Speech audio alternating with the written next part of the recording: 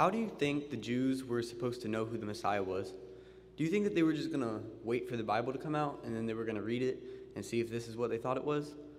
Well, God gave them prophecies so that they could be eyewitnesses of the Messiah's life and to see if he truly is the Son of God. The first prophecy I would like to look at is in Daniel chapter 9, verse 25.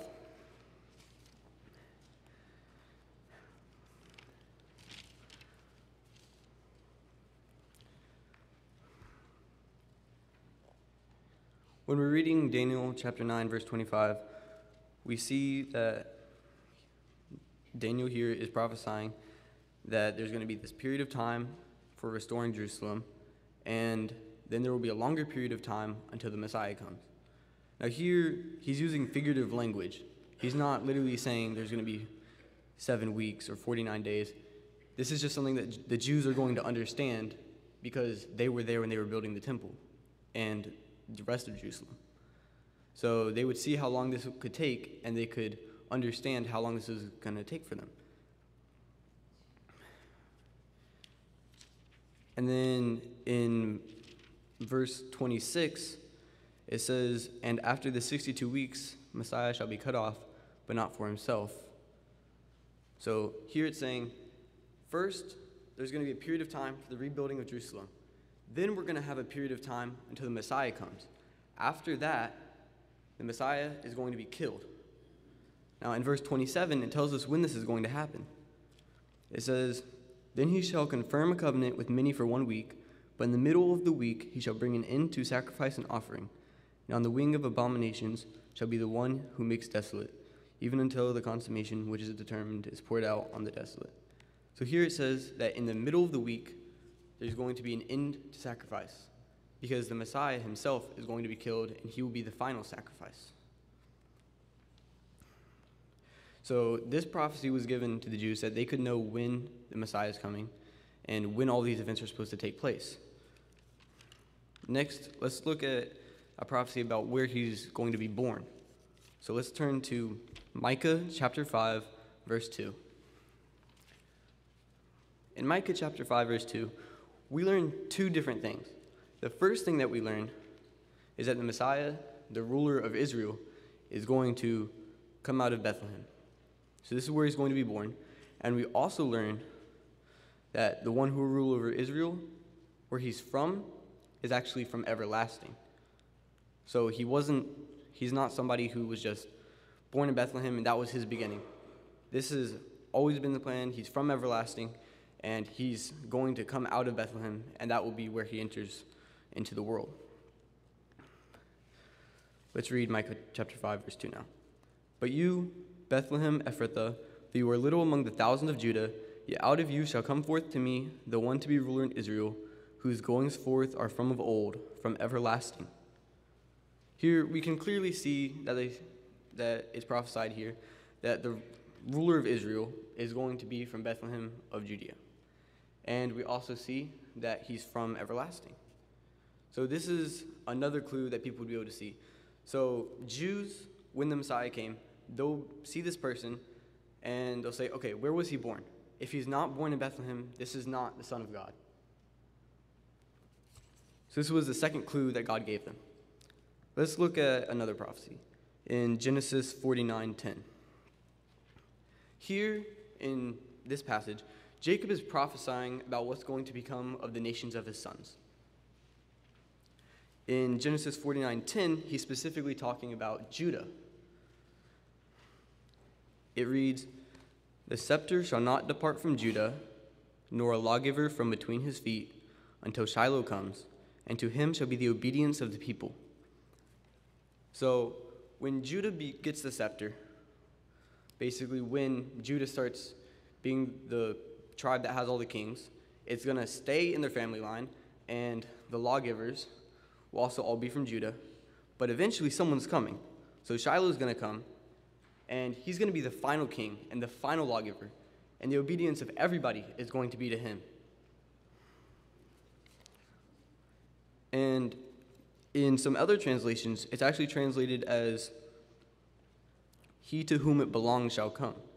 So this makes it a little bit clearer that all the way from the beginning, all the way back in Genesis, it tells us that somebody's going to come from the family line of Judah, and they're going to be the final king, and they're going to establish the new law, and they're going to be the final law. And this person, it's always belonged to them, and they're going to be from the tribe of Judah. So this is another thing they're able to see. They're able to see what tribe is he from. Is he from Judah? Is he not? So these are several clues that are about his birth, but there's one more prophecy that talks about an event a little bit after his birth. Let's go to Jeremiah 31:15. Here, Rachel is crying about her children, for they are no more. It specifically reads, "Thus says the Lord, a voice was heard in Ramah, lamentation and bitter weeping, Rachel weeping for her children, refusing to be comforted for her children, because they are no more." So Rachel is seen here as the mother of Israel. So here they're talking about the nation of Israel, and they're saying that the children of Israel are going to be killed, because it says they're going to be no more, and this is why Rachel is very sad. But we know they're not talking about all of the descendants, because otherwise all of the Jews would have been wiped out. Specifically, it's talking about the actual children. So the little kids, the next generation, is going to be killed. And this is going to be a terrible event that people will know about. So when the Messiah comes, they'll see, all right, he's from Bethlehem, right? This is the time when God told us that he was going to come. He's from the tribe of Judah. And just like it says here in Jeremiah 31:15, there's going to be this terrible event happened where Herod killed all of these children. He killed the next generation. So these are some clues that God gave the Jews about the birth of Jesus. But let's look at some prophecies about the death of Jesus. So the fifth prophecy is going to be found in Psalm 22:16. In Psalm 22, it tells us that the person they're talking about, they describe him as being despised and rejected by men. So we know that they're talking about the Messiah here. And specifically in Psalm 22:16, they tell us how the Messiah is going to be killed. The verse says, "Dogs surround me, a pack of villains encircles me. They pierce my hands and my feet." So they said that they were piercing his hands and his feet, right?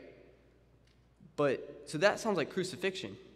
But crucifixion wasn't a thing until about 400 BC.